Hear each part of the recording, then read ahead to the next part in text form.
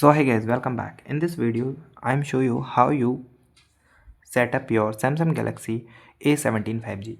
So guys, if you want to set up your A17 5G, so guys, it is very easy. First of all guys, simply turn on your phone and you are on the welcome screen. After that, simply tap on the start, okay, and agree.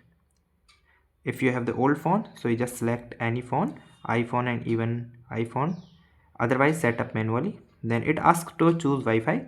So if you have Wi-Fi, so you directly connect, because when you connect it, so maybe it automatically update, okay, otherwise you simply skip and tab on the option of skip.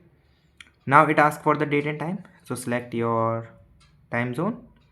Then next, it asks for the location, so please allow all the locations and accept the term and conditions. Then it asks for the protect your phone. If you want to draw and put any pattern, so you use, otherwise you also skip it and skip anyway.